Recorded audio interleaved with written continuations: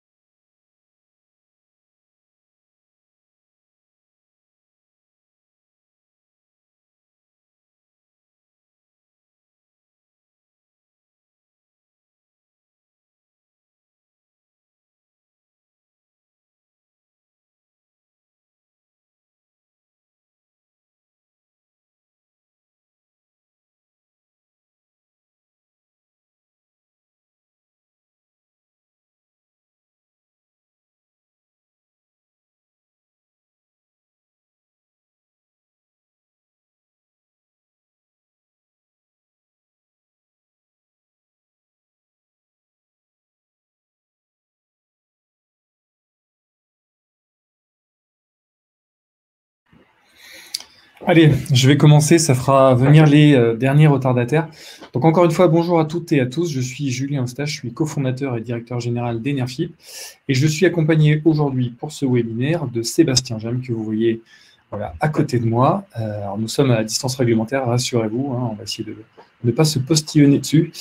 Ce webinaire porte sur les AO Creux 5, c'est exactement la même présentation que celle que nous avons donnée vendredi. Sachez que comment cela fonctionne sur cet outil? C'est extrêmement simple. Vous avez sur le côté droit un espace de questions qui est à votre disposition. Vous pouvez poser tout au long de la présentation les questions que vous voulez et Sébastien les fera apparaître sur l'écran en cours de présentation, ce qui va rendre un peu de tout ça plus vivant. Notez aussi qu'en fonction des questions qui sont posées, vous pouvez voter pour celles qui vous paraissent les plus pertinentes, ce qui les fera remonter dans la colonne. Voilà, donc l'idée étant qu'on soit à plein dans l'interaction, vous et nous. S'agissant du plan de cette présentation, bien évidemment, on va parler fondamentalement des appels d'offres Creux 5 et des bonus liés au financement participatif dans cette nouvelle mouture des cahiers des charges à venir. Et en fin de présentation, pour celles et ceux qui ne nous connaissent pas encore, il y aura environ 5 à 10 minutes de présentation centré sur Enerfip pour que vous puissiez un peu plus et un peu mieux appréhender ce que nous vous proposons au quotidien. Voilà, et bien écoutez, c'est parti. Quelques mots quand même sur nous, sur Enerfip, une petite synthèse. Donc, nous avons créé la société en septembre 2014, nous avons lancé la première collecte en septembre 2015, et donc sur ce temps, sur ces 5 années de 2015 à 2020, nous avons financé plus de 260 projets, ce qui correspond à la collecte d'environ 80 millions d'euros. Donc ça commence à être significatif. Et sur ces 80 millions d'euros collectés, il y en a environ 25 millions qui ont été collectés sur les seuls AO Creux. À ce jour, nous avons une communauté d'investisseurs de 23 000 personnes. Cette communauté s'accroît en moyenne de 500 à 600 personnes supplémentaires par mois, donc on est vraiment sur une très forte dynamique. Et nous sommes basés à Montpellier et nous avons une équipe de 19 personnes. Petit avant-propos pour que vous compreniez bien le cadre de cette présentation. Alors évidemment, nous ne sommes pas dans le secret des dieux. Nous nous sommes basés pour cette présentation sur les toutes dernières versions échangées entre la Creux et les associations professionnelles. Et ce que l'on sait aujourd'hui, notamment dans le cadre de la réunion qu'il y a eu en janvier, c'est que les derniers points d'achoppement portant sur le cahier des charges ne portent pas sur le financement participatif, ça c'est la première chose. Et d'autre part, nous nous concentrons sur la version liée bien sûr au PV au sol. Et il y a de surcroît un doute quant à l'application d'un financement participatif et de bonus associés s'agissant des toitures. On peut penser, en revanche, que pour tout ce qui est autoconsommation et éolien, il y aura une forme de de symétrie hein, sur ces bonus, mais dans le doute, on se concentre, dans le cadre de cette présentation, uniquement sur le PV au sol. Et évidemment, s'il y a survenance dans les semaines ou les mois qui viennent eh bien, de modifications sur le participatif, nous vous tiendrons bien sûr informés et à jour relativement à cette présentation. Alors, on a fait un travail de statistique hein, en remontant aux origines dès les premiers appels d'offres qui ont introduit du financement participatif. Nous pensions que c'était utile et intéressant d'avoir une vue d'ensemble de tout ce qui s'est passé, un historique complet. Donc, je commence par les projets en toiture qui n'ont pas fait forcément l'apanage des bonus en financement participatif, mais qui ont le mérite quand même d'en avoir fait et d'exister. Donc, il faut savoir que sur la totalité, alors nous avons fait cette étude sur les 10 premières périodes, hein, puisque nous n'avions pas les données regroupées sur la 11e qui vient de sortir. Donc, sur les 10 premières périodes en toiture, ce sont près de 35% des lauréats qui se sont engagés à faire du financement participatif, avec un distinguo assez net entre les deux familles, qui s'explique. Entre la famille 1, qui, elle, a coché un peu moins, 22% des lauréats seulement, se sont engagés à faire du financement participatif, là où la famille 2, ce sont près de la moitié des lauréats qui se sont engagés à en faire. Alors, vous allez le voir, hein, c'est un petit peu une idée fil rouge au travers de cette présentation, c'est que forcément, plus il y a de volume, de puissance, plus il y a de concurrence, plus les tarifs des candidats, les tarifs d'achat proposés sont bas, et donc plus le financement participatif pèse significativement relativement à ces tarifs. Donc on est en tout cas en synthèse sur environ 33 millions d'euros qui ont été collectés depuis le lancement des appels d'offres avec bonus participatif. Ce montant comprend les montants alloués par les SEM et les collectivités. Si maintenant on fait un zoom sur les projets au sol, toujours sur Creux 4, alors là, c'est beaucoup plus significatif. Hein, il y a eu beaucoup plus de candidats lauréats qui se sont engagés à faire du financement participatif, avec là aussi une petite distinction entre les familles. Les familles 1 et 2 sont quand même extrêmement dynamiques dans le secteur du financement participatif, avec respectivement 66,5% et 71% pour la famille 2. De lauréats qui se sont engagés à faire du financement participatif. Il faut mesurer, hein, c'est extrêmement important comme volume, notamment parce que dans la famille 1, ce sont plus de 3 gigawatts qui ont été alloués auprès des lauréats et près d'1,5 giga pour la famille 2, donc ça correspond à un volume total de collecte en financement participatif extrêmement important. La famille 3 est un petit peu en deçà, avec les ombrières de 500 kg à 10 mégas, avec quand même 60,5% des lauréats qui se sont engagés à faire du financement participatif.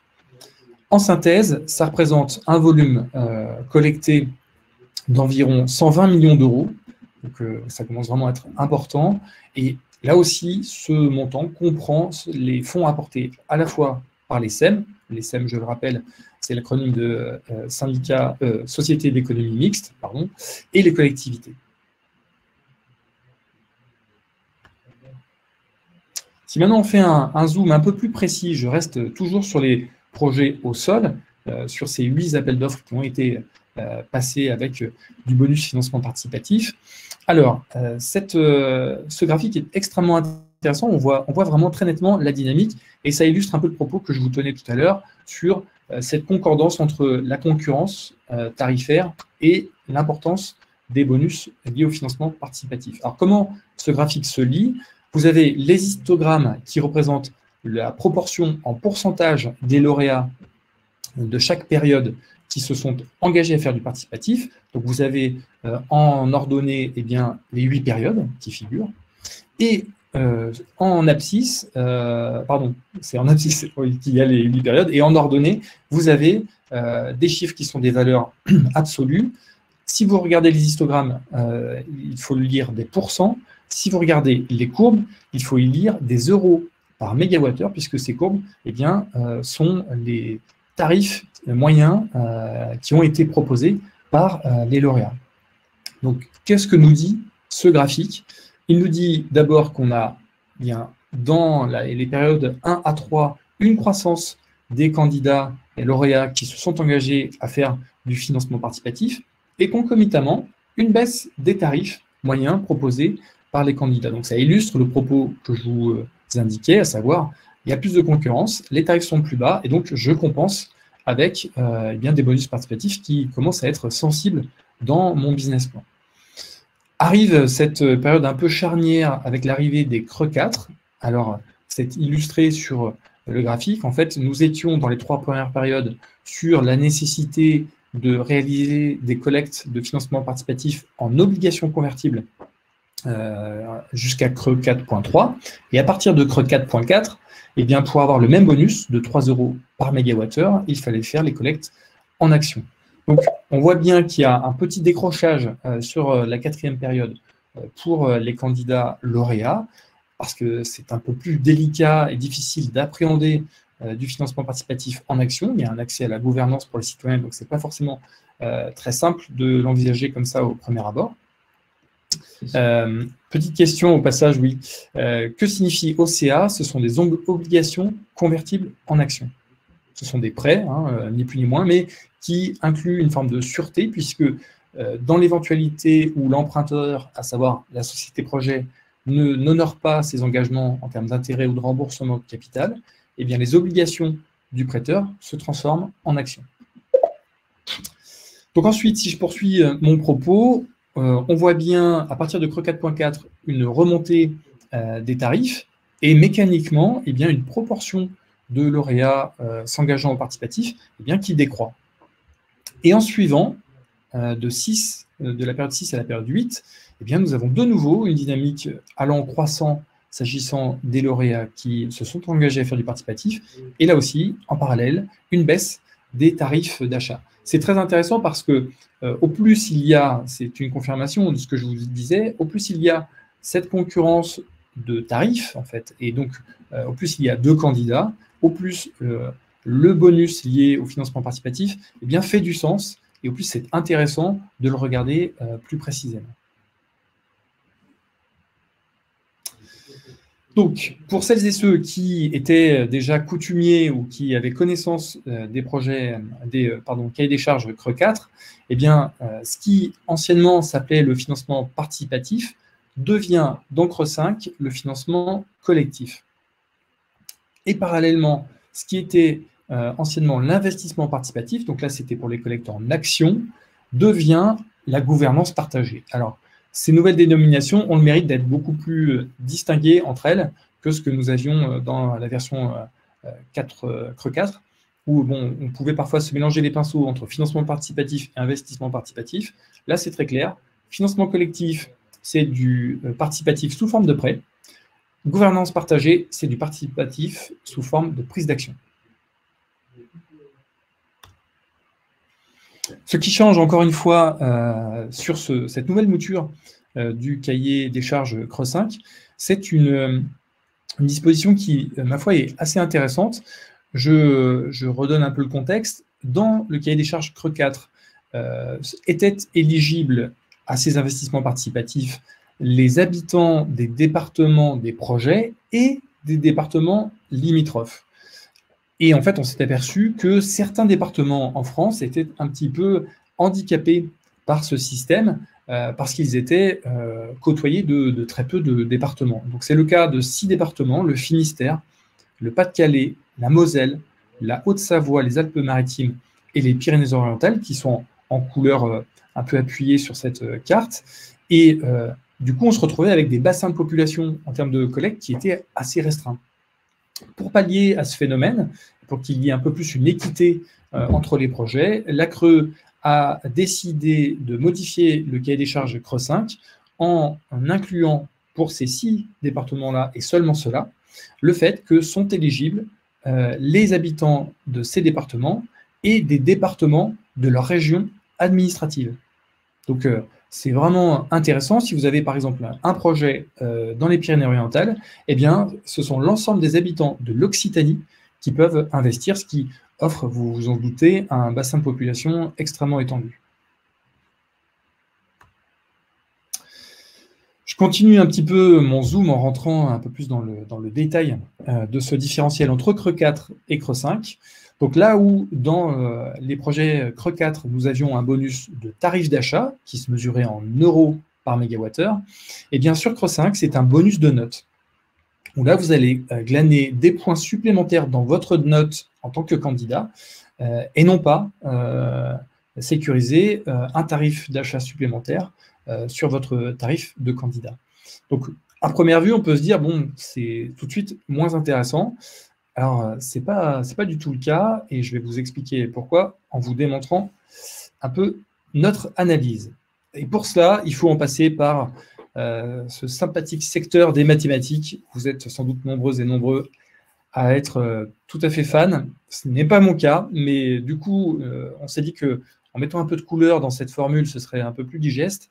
Donc cette formule, c'est celle que l'on retrouve dans les appels d'offres Creux 5, et c'est cette formule qui permet de donner en fait une note à votre dossier, en tenant compte, bien sûr, du prix d'achat que vous proposez, et également en tenant compte de deux facteurs qui sont sur cette formule dénommée PSUP et PINF.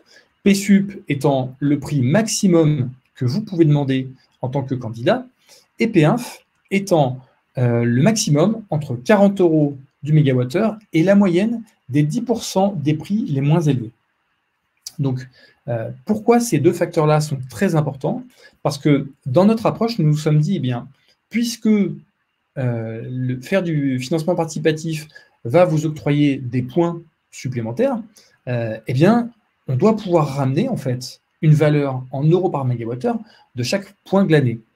Et donc, on a fait cette petite démonstration que vous avez sous les yeux en partant de deux hypothèses. Soit je candidate avec un tarif d'achat à 60 € du mégawattheure, c'est le P1, soit je candidate avec un tarif d'achat à 55 € du mégawattheure, ça c'est le P2. Et qu'est-ce que l'on observe en rentrant ces différentes données dans la formule? On observe que 5 € de mégawattheure en moins fait gagner 7 points. Donc forcément, là, ça devient assez facile de faire un calcul. Dans ce cas-là, lorsque P1 est à 40 et P-sub à 90, eh bien, un point vaudra 0,71 € du mégawattheure. Et pourquoi c'est très intéressant? Je reviens un tout petit peu en arrière. Dans les bonus octroyés, le financement collectif va octroyer 2 points et la gouvernance partagée va octroyer 3, 4 ou 5 points selon les modalités que vous choisissez. On y reviendra après. Ça veut dire quoi? Ça veut dire que dans le cas de base, financement collectif, avec 2 points, vous allez pouvoir aller chercher 1,42 € du mégawattheure. Donc c'est extrêmement significatif, c'est plus important que ce que proposait le financement participatif dans la mouture Creux 4. Alors, une fois qu'on sait ça, l'intérêt maintenant, c'est de voir dans quelle mesure eh bien, il est intéressant pour les porteurs de projets d'aller s'engager à faire du financement participatif, que ce soit la version financement collectif ou la version gouvernance partagée. Donc, nous avons fait des simulations financières en partant sur 2 cas d'études, un cas d'étude un peu dynamique, je dirais, et un cas d'étude un peu plus conservateur, pour voir dans quelle mesure ces bonus pouvaient apporter de l'intérêt purement financier sur votre projet. Donc, le cas de base, c'est en fait une centrale de 10 MW crête au sol. Dans l'étude 1, on est parti, je vous l'ai dit, sur une approche un peu dynamique, c'est-à-dire 1350 heures. Ah oui. Et qu'est-ce que le gearing? Je fais un petit aparté. Le gearing, en fait, c'est la proportion de la dette bancaire dans le financement global de votre projet. C'est-à-dire, votre projet, il a un montant de 100%, hein, et la banque va venir vous prêter, par exemple, 85 ou 90%. C'est ce qu'on appelle le gearing, le solde étant les fonds propres que vous devez apporter. Donc, je continue. Dans le cas 1, nous sommes donc sur une approche un peu dynamique avec un productible de 1350 heures, donc un beau productible, et avec un gearing, donc cette proportion de dette apportée par la banque, là aussi assez offensif, hein, 90%, ça veut dire que vous n'avez plus que 10% de fonds propres à apporter. Et nous sommes partis pour ces 2 études hein, sur évidemment le même tarif d'achat pour que ça ait du sens. Dans le cas de l'étude 2, là, on est plus conservateur, on part sur 1250 heures de productible, avec un gearing, donc une dette bancaire un peu moins importante, de 85%. On met tout ça dans la machine et on fait les simulations. Dans le cas où je fais du financement collectif et je gagne 2 points, dans l'étude 1, je vais gagner sur 30 ans 1,2 points de TRI. Dans l'étude 2, je vais gagner sur 30 ans 1 point de TRI. Donc, ne serait-ce que sur ce cas de base du financement collectif, c'est extrêmement sensible et extrêmement intéressant que de s'engager à faire du financement participatif. Il s'agit bien sûr du TRI actionnaire qui est présenté ici. C'est une bonne question, et non pas du TRI projet. Pour ce qui est de la gouvernance partagée, je vous l'ai dit, on peut aller glaner jusqu'à 3, 4 ou 5 points selon les modalités que l'on souhaite mettre en œuvre. J'y reviendrai un peu sur ces modalités plus tard. Mais vous voyez, c'est encore plus significatif, forcément, puisqu'on va pouvoir aller glaner dans l'étude 1 de 1,8 à 2,9 points de TRI en plus sur 30 ans, donc TRI actionnaire. Et sur l'étude 2, même si on a une approche plus du coup conservatrice, c'est là aussi extrêmement sensible, plus 1,4 points à plus 2,3 points. Pourquoi un TRI sur 30 ans? Parce que c'est ce qui se pratique aujourd'hui de manière extrêmement usuelle pour l'immense majorité des développeurs avec lesquels nous travaillons. C'est sur ces bases-là de financement qu'ils construisent le financement de leur projet. Et c'est d'ailleurs ce type de business plans qui sont utilisés par les organismes bancaires qui financent. D'accord. Sans garantie de rachat sur les 10 ans. Il n'y a pas de garantie de rachat sur les 10 ans qui restent, évidemment. Ce sont des hypothèses qui sont prises en compte et qui sont un petit peu communes à tous les développeurs.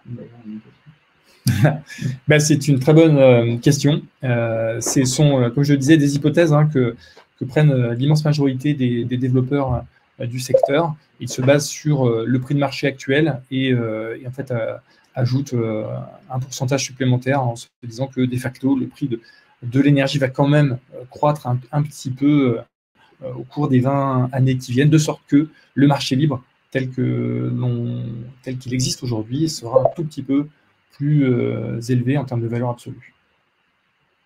Une petite question. C'est une bonne question. Alors, les points sont-ils cumulatifs si on fait financement collectif et gouvernance partagée? Eh bien non, ils ne le sont pas. Et si on regarde un peu dans le détail, c'est pour la bonne et simple raison que ça vous ferait avoir une note sur plus que 100 points, ce qui n'est pas possible. Donc, il vous faut faire un choix à ce stade-là. C'est soit vous faites du financement collectif, soit de la gouvernance partagée. Je continue. Donc maintenant, je vais vous proposer un petit zoom sur chacune des deux options, le financement collectif et la gouvernance partagée. Donc, le financement collectif, c'est la solution qui vous permet d'aller glaner 2 points dans votre note, comme je le disais.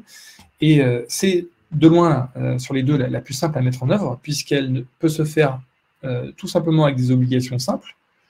Donc, pas d'accès à la gouvernance, c'est un petit peu plus facile à appréhender, forcément.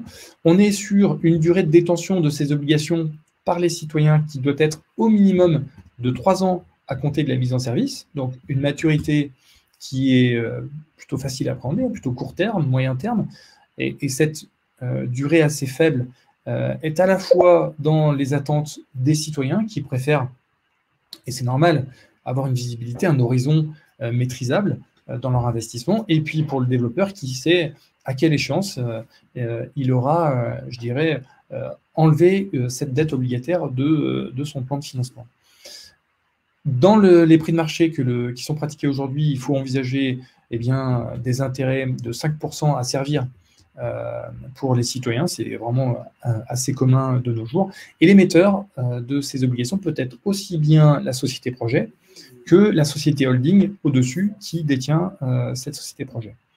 Donc les avantages de cette solution en financement collectif, je l'ai dit, très facile à mettre en œuvre, l'horizon de détention très court, pas d'enjeu de gouvernance, ça coûte moins cher, et c'est, il est vrai, assez adapté aux stratégies de certains développeurs qui visent à conserver 100% des titres de chacune de leurs SPV. L'inconvénient, parce qu'il y en a un, c'est que de facto, vous êtes sur une approche qui est moins intégrée sur le territoire pour votre projet. C'est-à-dire là où vous avez, par exemple, des élus et des citoyens extrêmement moteurs pour votre projet, il se peut qu'ils restent un peu sur leur faim avec la solution du financement collectif. La gouvernance partagée, à présent, donc on est sur une solution là qui est plus lourde à mettre en œuvre d'un point de vue juridique, c'est une évidence, mais par contre qui va vous octroyer beaucoup plus de points et donc, on l'a vu tout à l'heure dans la simulation, eh bien, va avoir un impact plus significatif encore sur votre TRI projet actionnaire. Donc comment on aborde la partie gouvernance partagée? Je l'ai dit, c'est collecte. Question avant de passer sur la gouvernance partagée. Petite question. Pourquoi ça coûte moins cher? Eh bien, c'est un peu lié avec ce que je vais vous dire. Dans le cadre du financement collectif qu'on vient de voir, il s'agit simplement d'une émission d'obligations réalisée directement par la société projet. Donc, il y a une doc juridique que nous réalisons et on émet les titres. Et vous, porteur de projet, il vous faut servir un taux d'intérêt de 5% annuel et rembourser au bout du compte le nominal investi par chaque citoyen. Ça, c'est le financement collectif. Alors que gouvernance partagée, c'est ce que j'allais un peu indiquer, il y a des coûts additionnels significatifs. D'abord parce que ce que nous faisons, c'est qu'on ne va pas faire entrer les 300 ou 400 actionnaires citoyens directement dans la société projet. Ce serait engendrer des problématiques de gouvernance assez significatives. Du coup, on va créer une société citoyenne, une holding citoyenne, dans laquelle on va regrouper eh bien, toutes celles et tous ceux qui souhaitent devenir actionnaires du projet. Et c'est cette structure qui va prendre les participations dans la société projet. Donc, la création, l'animation, la gestion de cette holding citoyenne, c'est un coût, je dirais, substantiel quand même, significatif pour le développeur qu'il faut ajouter aux frais de collecte et au fait qu'il vous faut servir eh bien, un TRI au bout du compte pour les citoyens de 5%. Donc, tout ça mis bout à bout fait que la gouvernance partagée, de facto, coûte plus cher que le financement collectif. Après, attention, je l'ai dit, l'impact sur le TRI est plus important dans la gouvernance partagée que dans le financement collectif. C'est forcément donnant-donnant. Donc, comment se fait, je l'ai dit, ce regroupement des citoyens dans la holding? Ensuite, cette holding prend des parts dans la société projet et, comme n'importe quel actionnaire investisseur, eh bien, va investir la majorité de ses fonds sous forme de compte courant d'associés. Ça, c'est ce qui se fait très usuellement. Le point d'attention qu'il faut avoir sur les projets Creuse 5, s'agissant de la gouvernance partagée, c'est que là où nous étions sur une détention assez court terme, on l'a vu pour le financement collectif, de 3 ans, pour la gouvernance partagée, c'est une détention extrêmement longue, puisqu'il faut que ce soit 10 ans à compter de la mise en service du projet, mais en plus, il faut que cette structure juridique, avec les citoyens, soit en place au moment où vous déposez votre dossier.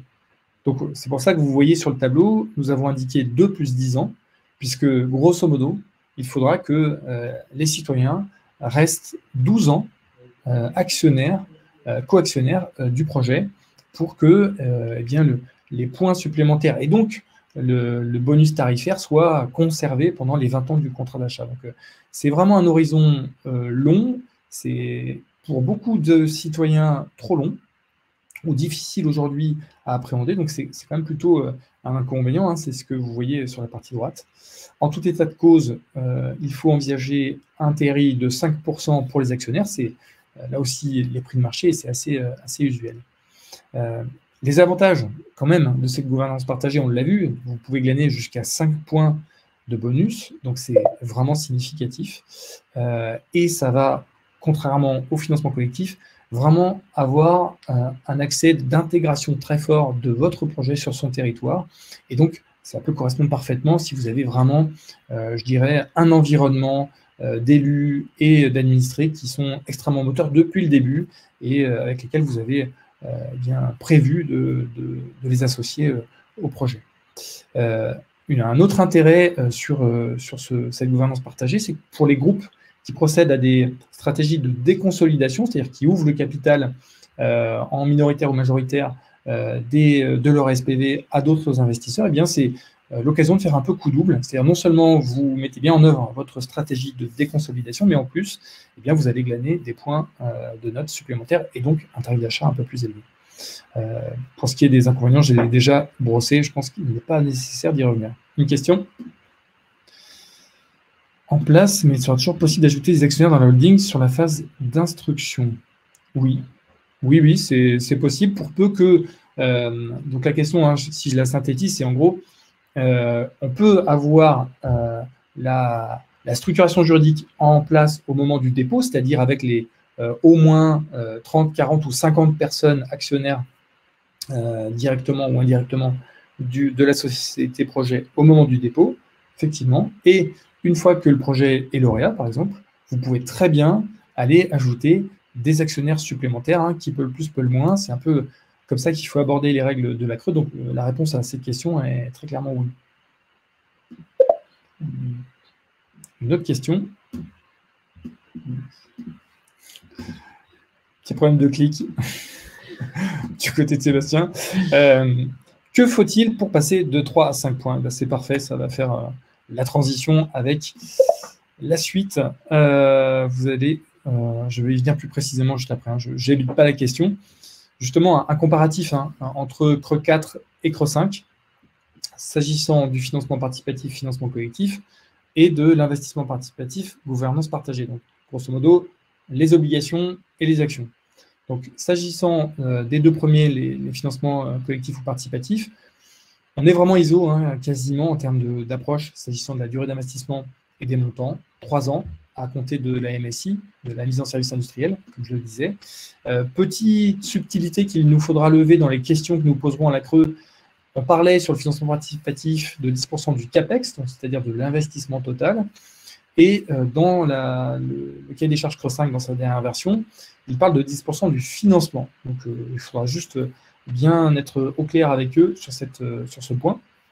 S'agissant des collectes en actions, là où dans CRE 4, c'était 3 ans, là aussi, de détention à compter de la mise en service, avec 40% des fonds propres apportés par les citoyens, et bien dans CRE 5, je l'ai dit, c'est 10 plus 2 ans, donc 12 ans, maturité assez longue, et le pourcentage de détention sera de 33% ou 40% ou 50% selon que vous alliez glaner 3 points, 4 points ou 5 points. Donc c'est une réponse à la question précédente. Ce qui fait le différentiel entre les points que vous glanez avec la gouvernance partagée, c'est la proportion de parts que vous allouez aux citoyens. 3 points, 33%, 4 points, 40%, 5 points, 50%. Et le nombre de citoyens, évidemment, on va y venir juste après. Donc, je continue le comparatif.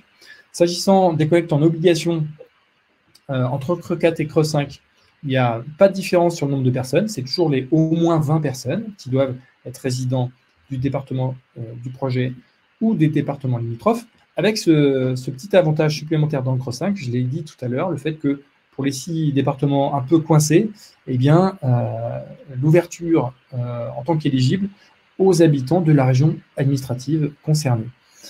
L'autre approche, là je mets un peu des guillemets parce que ça fera l'objet d'une question qu'on posera à la CRE dans le cadre des questions-réponses, hein, qui seront ouvertes, c'est qu'il est précisé dans le cahier des charges CRE 5 que les personnes morales présentant un siège social dans le département du projet ou les départements limitrophes peuvent également investir. C'est rédigé de telle manière qu'on comprend que c'est indépendamment eh bien, du lieu de résidence des actionnaires de cette société. Alors, ça nous paraît être un peu contraire à l'esprit même du texte, donc sans doute qu'il y a là aussi un problème de précision de la CRE. On leur posera en tout cas la question. Si maintenant, on se concentre sur la partie action, eh bien là où on était sur 20 personnes au moins pour CRE 4, eh bien pour CRE 5, il y a aussi un différentiel selon le choix que vous faites.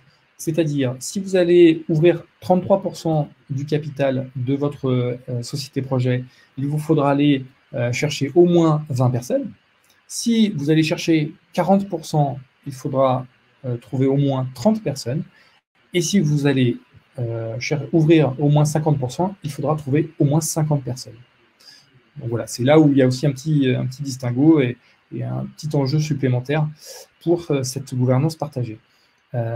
L'autre approche, alors c'est intéressant, ils ont ajouté une mention particulière pour les salariés et mandataires des sponsors, c'est-à-dire des maisons mères qui portent les différents projets.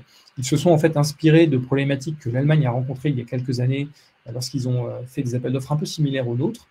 Et donc, la règle qui prévaut, c'est que chaque salarié et ou mandataire de cette société mère ne peut pas détenir plus de 10% tout seul ou plus de 33% conjointement. Donc voilà, c'est pour éviter un phénomène de faux en fait, financement participatif. On peut comprendre cette approche. Ensuite, s'agissant de la géographie des investisseurs, je l'ai dit, il y a toujours cette histoire de département limitrophe avec l'ouverture d'Ancre 5 pour les régions administratives. Et pour les types d'investisseurs, encore une fois, c'est un point qu'il nous faudra lever dans le cadre des questions-réponses pour les personnes morales. J'en termine sur ce comparatif, c'est un petit peu basique, mais c'est très intéressant de le voir, et notamment pour les choix que vous aurez à faire dans le cadre de vos projets. Pour ce qui est des instruments donc, financiers qu'il faut proposer en fonction du choix que vous faites sur le financement collectif ou la gouvernance partagée, donc voilà, c'est extrêmement libre pour le financement collectif, puisqu'il n'y a pas vraiment de précision, et le plus simple, et de loin aujourd'hui, ce sont les obligations simples.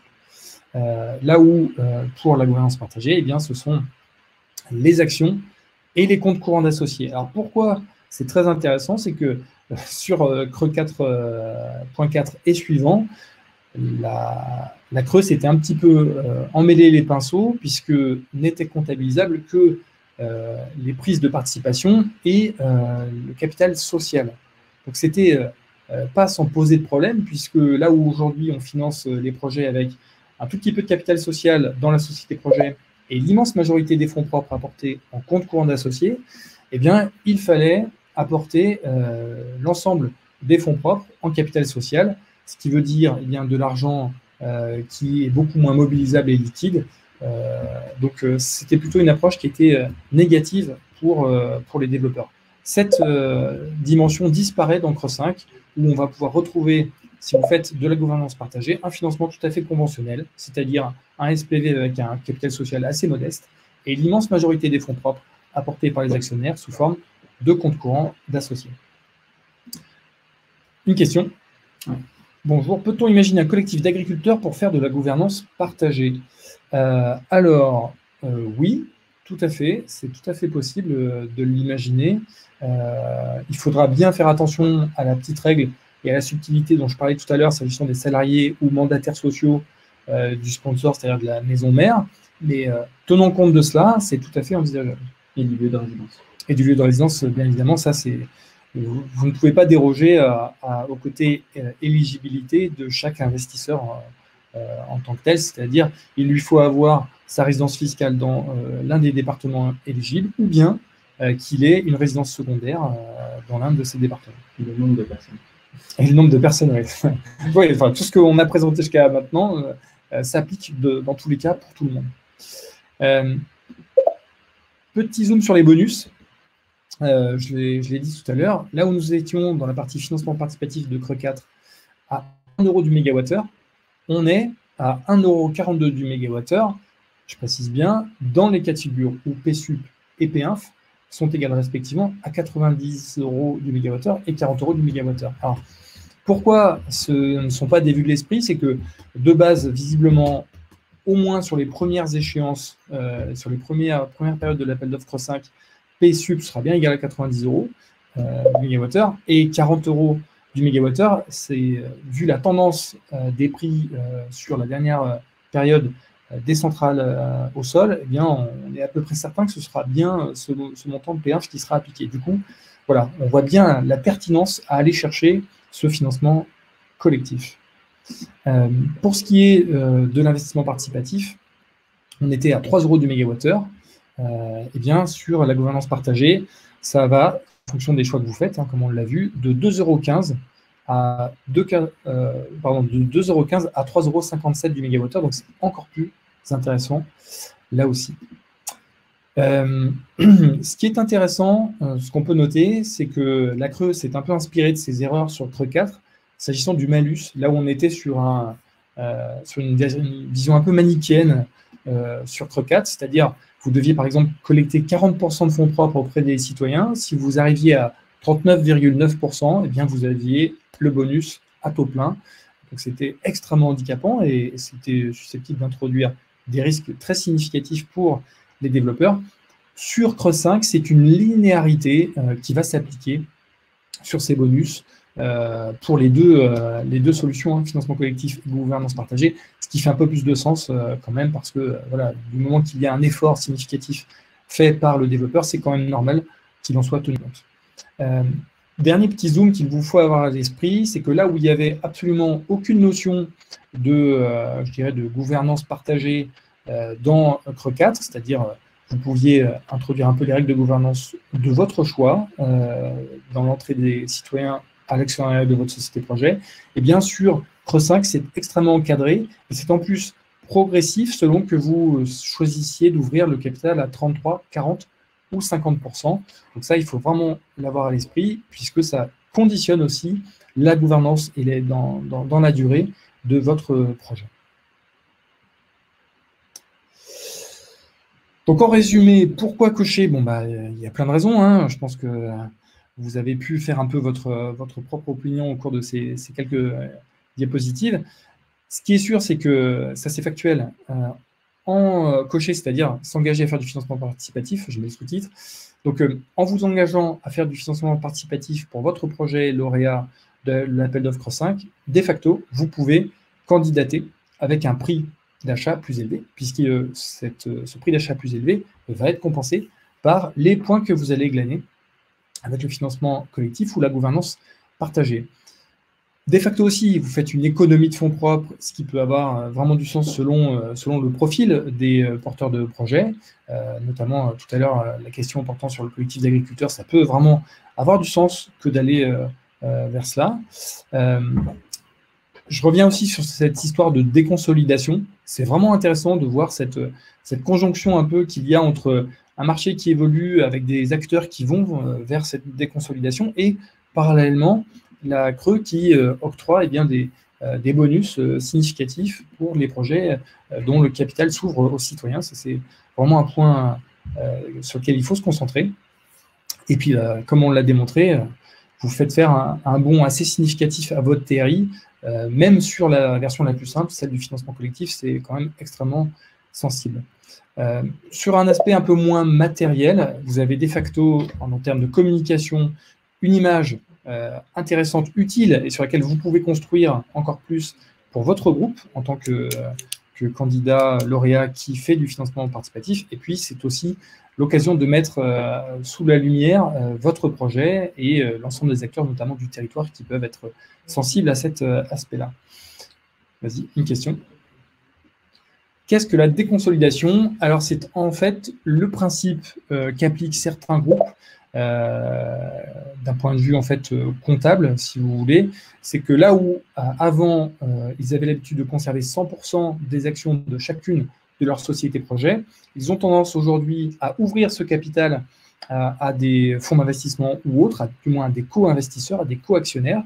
Et l'intérêt de faire cela, c'est que comptablement, vous allez réduire la charge du cumul des dettes de toutes vos sociétés projets lorsque vous faites un bilan consolidé de votre groupe. Ça permet en fait de garder la maîtrise du même nombre de projets, mais tout en réduisant, en termes de consolidation, cette charge de dette à l'échelle de votre groupe. C'est pour ça qu'on appelle ça la déconsolidation. Ça permet juste de diminuer cette charge de dette-là.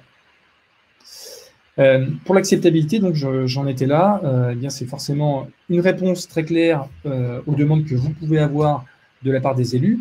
À ce stade-là, à ce sujet, vous avez sans aucun doute vu eh bien, le nombre croissant d'appels à manifestation d'intérêt, donc les AMI, que de plus en plus de collectivités lancent, et très souvent, dans les cahiers des charges de ces AMI, il y a une forme de passage obligé du financement participatif. Donc, c'est une réponse là aussi, je dirais, qui va non seulement dans le sens de ces attentes-là, mais en plus qui va venir améliorer l'économie globale du projet. Alors, pour terminer, si vous avez des questions sur eh bien, ces appels d'offres Creux 5, nous proposons de les regrouper et de les présenter à la Creux. L'idée étant d'avoir recueil, un endroit au sein duquel on peut retrouver toutes ces questions et leurs réponses. Ces réponses seront publiées sur support.enership.fr et vous pouvez nous les transmettre via l'adresse projet@enership.fr. En ce qui nous concerne, nous allons déjà en poser quelques-unes parmi celles que j'ai pu relever au travers de cette présentation, donc n'hésitez pas à les alimenter si vous en avez également par ailleurs. J'en ai terminé. Vous avez ici nos coordonnées, donc l'adresse projet@enership.fr, notre numéro de téléphone. Au passage, tant que vous êtes là, je vous invite à noter dans vos agendas les 3 prochains webinaires que nous réalisons. Il y a d'abord, justement, pour la question qui a été posée, le webinaire sur les solutions de déconsolidation et d'acceptabilité. C'est une nouvelle solution que nous proposons sur Enership. Et ce webinaire aura lieu le mardi 16 mars 2021 à la même heure, c'est-à-dire à 11 h. Donc voilà, n'hésitez pas à vous y inscrire. Vous pouvez vous inscrire en nous envoyant un petit mail à la même adresse, projet@enership.fr. Et nous aurons ensuite les 13 avril et 8 juin prochains, respectivement un webinaire sur les financements, je dirais, plus conventionnels que nous faisons de plus en plus, c'est-à-dire des dettes mezzanines, des dettes qui s'ajoutent aux dettes bancaires, des financements court terme que nous faisons là aussi de plus en plus, et des financements dits corporate, c'est-à-dire au niveau des têtes de groupe. Et donc le 8 juin, ce sera un webinaire avec comme thématique le financement de projets en autoconsommation et en efficacité énergétique, puisque depuis quelques années maintenant, nous pratiquons là aussi une offre de service qui est tout à fait adaptée à ces projets-là. Voilà, j'en ai fini. Je vous remercie pour votre attention. Pour celles et ceux qui souhaitent rester 5 ou 10 minutes de plus et en savoir un peu plus sur Enership, eh bien, vous êtes les bienvenus. Et pour les autres, je vous souhaite une très belle journée. Je bois un petit peu d'eau parce que j'ai la gorge sèche.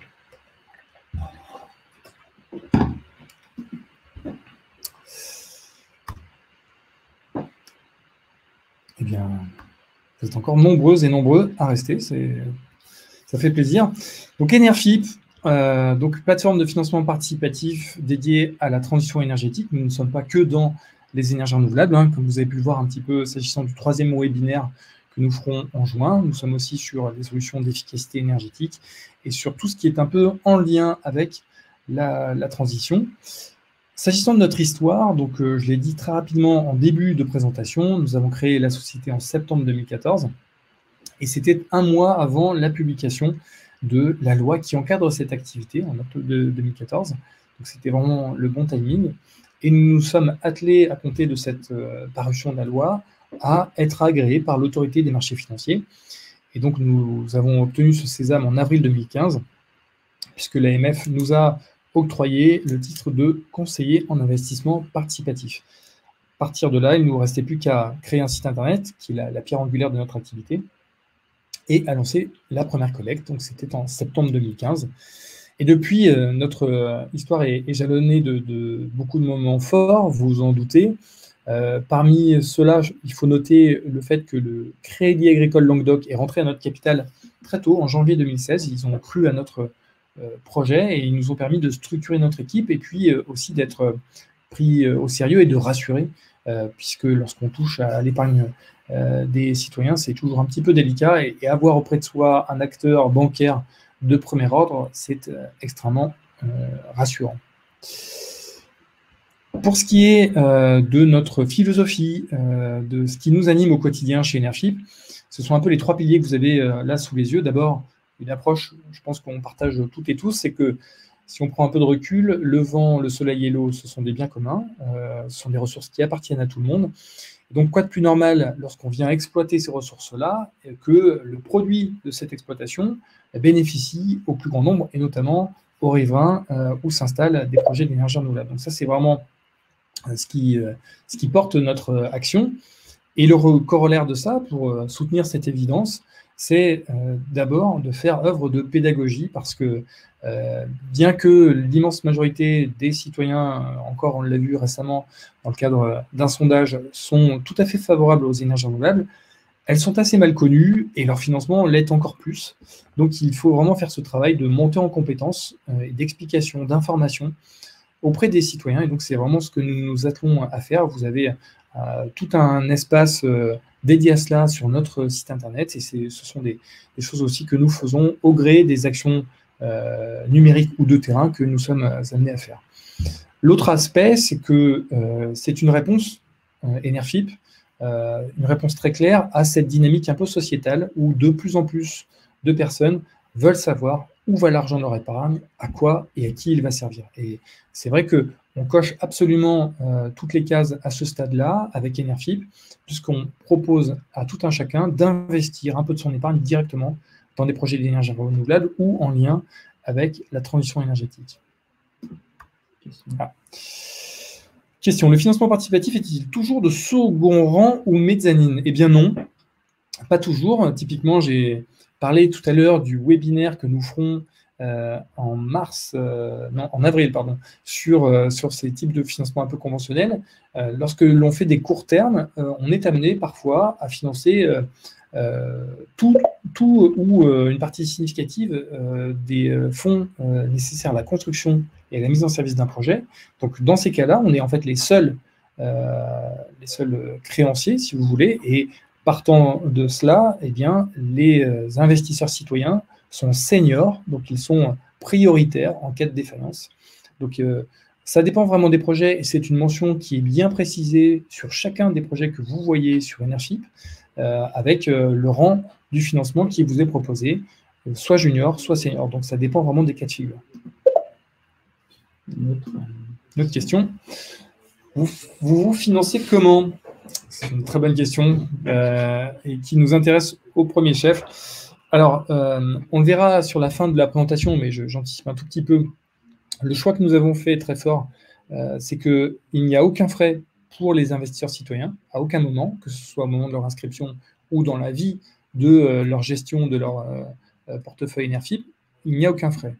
Et donc, comment on se rémunère, nous? Eh bien, on prend des honoraires de collecte qui nous sont payés par les développeurs de projets, et s'ajoute à cela tout un tas de services additionnels que nous pouvons réaliser, notamment sur la partie communication, avec des réunions publiques sur les territoires, avec la production de bulletins d'information que nous distribuons dans les boîtes aux lettres, enfin, voilà, toute une déclinaison assez étoffée de services qui sont bien sûr facturés aux développeurs aussi. Je continue. Qu'est-ce que nous proposons sur Enerfip? Eh bien, des collectes de financement participatif, ça, c'est pas très original, mais ce qui est intéressant, c'est qu'on peut le faire de deux manières, soit sous forme de prêt. En général, ce sont des obligations, simples ou convertibles. Ce peut être aussi des mini-bons. C'est anciennement les bons de caisse, en fait. Ou bien des prêts classiques, conventionnels. Qu'est-ce qui fait la différence entre un prêt et une obligation? C'est qu'une obligation est cessible, là où le prêt ne l'est pas. Vous restez créancier jusqu'au bout. Et puis, bien sûr, des collectes en actions. C'est vraiment aujourd'hui le secteur qui est en forte croissance dans le participatif et a fortiori sur notre plateforme, bien aidé en cela par en fait tous les appels d'offres CRE 4.4 et suivants qui, pour octroyer les 3 € du mégawattheure, imposent de passer par cette solution. Nous intervenons sur tout type d'énergie renouvelable, éolien, solaire, hydro, méta. Vraiment, on n'a pas de religion. Le but, c'est de financer tous les projets d'énergie renouvelable qui soient bien sûr viables, fiables et montés dans des approches tout à fait cohérentes avec les enjeux écologiques. Il nous est arrivé aussi dans notre histoire de financer des sociétés qui sont dans l'innovation en lien avec la transition énergétique. En tout état de cause, nous intervenons à différentes maturités des projets. Ça peut être vraiment très tôt dans cette phase de développement qui est pleine d'incertitudes. Ça peut être au moment de la construction ou encore après la construction, donc une fois que le projet est déjà en fonctionnement. En général, nous sommes sur des maturités qui vont de 2 ans à 7 ans. Ça, c'est la maturité d'investissement pour les citoyens. Ça peut être un petit peu moins, ça peut être un petit peu plus, mais c'est, si vous voulez, le spectre général. Et s'agissant des taux d'intérêt, vous avez des solutions d'investissement qui vous sont proposées sur Enerfip allant de 4% à 7%. Cette variété des taux est bien sûr liée au couple rendement-risque en fonction de la maturité du projet, de la signature de l'emprunteur, etc., etc. Pour ce qui est des modalités des collectes, nous pouvons collecter de 100 000 € à 8 millions d'euros par émetteur et sur 12 mois. Donc, on a vraiment des capacités qui sont très fortes. C'est d'ailleurs au passage ce qui fait que le cadre réglementaire français est de très loin le plus avancé au sein de l'Union européenne, et c'est ce qui positionne les plateformes françaises comme Enerfip de manière tout à fait avantageuse dans le cadre de l'ouverture du marché européen qui aura lieu en novembre de cette année. Et tout à l'heure, j'ai dit que notre objectif était de permettre à tout le monde d'investir sur Enerfip sans aucune distinction. Eh bien, ça se vérifie notamment par le fait que l'investissement minimum est à 10 € seulement. Et à partir de ces 10 € minimum, vous mettez la somme de votre choix dans la limite des maximums que l'on peut trouver sur les différents projets. Pour les porteurs de projets, les enjeux que nous adressons, j'en ai un petit peu parlé déjà, mais nous allons financer de manière un peu conventionnelle tout ou partie de vos fonds propres ou de vos quasi-fonds propres sur des durées courtes, moyennes ou longues. Là aussi, on a un éventail assez large de solutions que l'on fait vraiment sur mesure et au cas par cas pour vos projets. J'ai parlé des courts termes avec ce qu'on appelle un bridge en mauvais français, c'est-à-dire vous avez un projet, vous avez besoin de le construire, de le mettre en service rapidement, mais il y a une décorrélation entre votre besoin et l'organisme bancaire qui met un peu de temps à instruire votre dossier. Eh bien nous faisons ce joint-là en vous prêtant, par exemple, la totalité de l'investissement nécessaire à votre projet, de sorte que vous puissiez le construire, le mettre en service, et que la dette bancaire vienne, une fois qu'elle est finalisée, en substitution de cette dette obligataire. Ça vous permet de ne pas perdre de temps. En quoi consiste cette ouverture européenne à partir de novembre? Eh bien, en fait, si je résume, ce que nous faisons aujourd'hui en tant que conseiller en investissement participatif est limité de par cet agrément sur le territoire français, DOM-TOM y compris. Donc, nous ne pouvons pas faire la même chose pour d'autres pays étrangers, sauf à ce que l'emprunteur soit une société de droit français, etc. Donc, on a des contraintes. Eh bien, à partir de novembre, ces contraintes-là sautent pour l'ensemble des pays membres de l'Union, c'est-à-dire que nous pourrons financer sur Enerfip un projet en Italie porté par une société italienne ou une société allemande, par exemple, une société de droit allemand. Donc voilà, il y aura une ouverture complète du marché sur lequel on va pouvoir se déployer à partir de novembre 2021. Et aussi côté investisseur. Et aussi côté investisseur, effectivement. C'est-à-dire que les Belges, les Hollandais, les Allemands, les Espagnols pourront investir sur Enerfip beaucoup plus facilement qu'ils ne le peuvent aujourd'hui. Pareil, donc je ne vais pas parler des bonus creux, hein, je pense que vous avez compris que c'était des solutions que nous apportions clé en main. Pour ce qui est des communications grand public, donc voilà, on a tout un arsenal en fait d'actions numériques et de terrain ou papier d'ailleurs que nous pouvons déployer en fonction de vos besoins et de vos attentes quant à l'intégration territoriale de votre projet. Idem, donc c'est en lien avec l'acceptabilité. Vous pouvez avoir en face de vous des interlocuteurs élus qui ont de fortes attentes à votre endroit s'agissant du financement participatif. Eh bien, voilà, c'est des choses que nous savons tout à fait aborder et pour lesquelles nous pouvons vous accompagner. Peut-on proposer à Enerfip des projets en PPA avec des collectivités ou autres hors procédure creux SVP? Alors oui, on est. Ce qui fait, je dirais, l'intérêt de notre existence, c'est de ne pas avoir une approche aussi conservatrice que les banques, sinon on n'aurait pas vraiment une forte utilité. Ça ne veut pas dire que c'est open bar et que Enerfip est le bon coin des énergies renouvelables. Je vous assure que ce n'est absolument pas le cas. Un PPA, ouais, c'est en fait des contrats de gré à gré d'achat-vente d'électricité. C'est-à-dire, par exemple, je construis une centrale de photovoltaïque au sol de 10 MW à côté de Montpellier et je passe un contrat avec Ikea Montpellier pour que Ikea me rachète la totalité de l'électricité que je produis avec cette centrale. Voilà, ce sont des contrats que l'on voit émerger de plus en plus depuis quelques années, qui, on peut le penser, préfigurent sans aucun doute l'avenir énergétique et le fonctionnement futur des projets d'énergie renouvelable. Et donc oui, on est tout à fait à même d'aller là-dessus. J'étais en train d'expliquer que nous procédions à des audits poussés pour chacun des projets, que ce soit sur la partie réglementaire, la partie financière, bien sûr, la partie technique également. Et donc, pour un projet en PPA, où le risque est un peu plus important, relativement à un contrat d'achat sur 20 ans avec comme contrepartie EDF, nous aurons une analyse un peu plus poussée, bien sûr, mais en tout cas, nous sommes tout à fait à même de les aborder. Je continue. Pour les porteurs de projets, sachez que notre travail ne se limite pas à juste mettre une belle page sur notre site internet et puis une fois que la collecte est terminée, à vous envoyer l'argent et à vous souhaiter bonne chance. C'est beaucoup plus poussé que ça.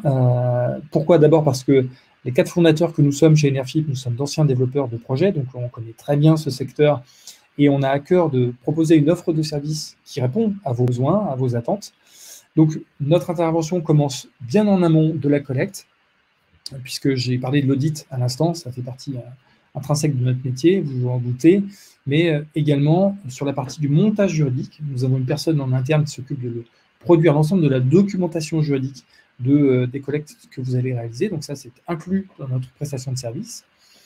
La collecte en elle-même, il y a inévitablement toujours des gens qui posent des questions, qui veulent des éclairages. Et donc pour ça, nous avons 3 personnes au sein de notre service client qui répondent aux appels, aux emails, voire aux courriers. Et puis sur la partie post-collecte, où là aussi, on vous accompagne tout au long jusqu'à l'extinction, entre guillemets, de la dette ou de l'actionnariat. Bien sûr, une documentation juridique ad hoc qu'il faut produire et que nous réalisons pour votre compte, mais également toute la partie appel de fonds, versement de ce qui est dû à chaque souscripteur. Non seulement nous nous occupons de cet appel de fonds et nous distribuons à chacun en prenant soin de déclarer à leur service des impôts ce qu'ils ont perçu, de sorte qu'ils ont une déclaration pré-remplie. Mais en plus, côté porteur de projet, nous sommes depuis le 1er janvier 2021 établissement payeur, c'est-à-dire que nous allons prélever le brut, faire la déclaration au service des impôts des entreprises dont vous dépendez et envoyer la partie fiscalisée aux impôts, de sorte que vous avez une gestion absolument clé en main et vous n'avez rien à faire, si ce n'est qu'à juste regarder sur votre tableau de bord sur enerfip.fr que tout est en ordre et se fait dans le temps imparti. Petit complément, sur les collectes en action dans le cadre de sociétés citoyennes holding, comme je l'ai présenté tout à l'heure, nous avons aussi une approche complète sur la gestion, l'administration de cette société holding, parce qu'on ne peut pas juste la créer et la laisser vivre d'elle-même, il faut qu'il y ait une entité qui s'en occupe, et en l'occurrence, c'est Enerfip, ce sont des prestations que nous avons tout à fait inclus. Au moment où je vous parle, depuis 3 ans que nous faisons des collectes en action, nous avons plus d'une vingtaine de sociétés citoyennes de ce type-là qui fonctionnent. Ça nous a d'ailleurs amené très vite à se doter d'un outil pour nous-mêmes. On a la chance chez Enerfip d'avoir 4 développeurs informatiques, et donc on s'est construit un outil qu'on appelle Gouvernance, qui est rattaché au site enerfip.fr, qui nous permet de convoquer l'ensemble des actionnaires d'une société par voie numérique, de mettre à leur disposition la documentation juridique obligatoire, et surtout qui leur permet de voter l'ensemble des résolutions de chaque assemblée générale depuis leur espace Enerfip sans avoir à se déplacer physiquement. Donc cet outil maintenant est parfaitement rodé et fonctionne extrêmement bien. On a toujours le quorum pour les différentes assemblées générales que nous gérons. Et donc voilà, ça c'est un outil qui a fait ses preuves. D'ailleurs, si vous avez des besoins de ce type-là, nous pouvons sans problème vous proposer cet outil pour votre propre gestion. Question, l'ouverture européenne ne va-t-elle pas pénaliser les régions et ou pays du Nord ou du Centre, à savoir les financements vont plutôt aller dans les régions ensoleillées ou ventées? Alors non, je ne pense pas. Alors, je ne vois pas pourquoi ça les pénaliserait. Alors, soit vous parlez là des projets, auquel cas on s'aperçoit que de toute façon, il y a une sorte de concurrence territoriale foncière très forte pour, je dirais, les territoires les plus adaptés à des centrales solaires ou à des parcs éoliens. Et donc, ça amène de toute façon mécaniquement les développeurs à s'orienter vers d'autres territoires plus peut-être moins pourvus, mais toujours intéressants. Donc, de ce point de vue-là, non. Et s'agissant du financement de ces projets, je ne pense vraiment pas que ça impactera de manière négative les différentes régions. Encore une fois, ça ne touche que le financement participatif. Donc, je pense qu'il y aura, de ce point de vue-là, assez peu de retombées négatives. Je termine juste sur comment ça fonctionne. Je l'ai dit tout à l'heure, il y a une gratuité absolue pour les investisseurs sur enerfip.fr. L'imposition qui s'applique sur les intérêts, c'est le prélèvement forfaitaire unique, ou flat tax, comme on l'appelle en mauvais français. Donc, elle est de 30%. sauf si vous en faites la demande spécifique, eh bien, c'est un prélèvement qui se fait à la source, de sorte que vous percevez le net sur votre livret Enerfip. Et comme je le disais, les déclarations fiscales sont réalisées par nos soins auprès du service des impôts dont vous dépendez. Ça, c'est simplement une petite diapositive pour vous montrer que nous travaillons avec l'immense majorité des acteurs du secteur des énergies renouvelables. Certains nous font confiance depuis vraiment le début, je pense notamment à Engie, par exemple, ou à Terre et Lac. Donc voilà, on a aujourd'hui fait nos preuves au bout de 5 ans et on a vraiment beaucoup de retours d'expérience sur les financements, qu'ils soient en obligation, simple ou convertible, et en action, et les perspectives de Creux 5 qu'on a pu aborder au cours de l'heure précédente nous amènent à penser que le financement participatif va continuer de peser de manière significative dans le monde des énergies renouvelables, a fortiori parce qu'il y a aussi des attentes de la part des territoires, les élus notamment et les administrés qui en font pour beaucoup d'entre eux un passage un peu obligé. Voilà, j'en ai fini. Si vous avez des questions, je vous réitère l'adresse courriel à laquelle vous pouvez nous joindre. Donc c'est projet@enerfip.fr ou le téléphone 04 119 34 111. Vous recevrez, une fois que cette présentation sera terminée, eh bien, un lien qui vous permettra de le revoir ou de le partager avec qui vous le souhaitez. Et dans l'attente, eh bien, écoutez, je vous remercie encore une fois pour votre attention. Vous avez été nombreux encore une fois aujourd'hui. Et Sébastien et moi, eh bien, vous souhaitons une très belle journée. Au revoir.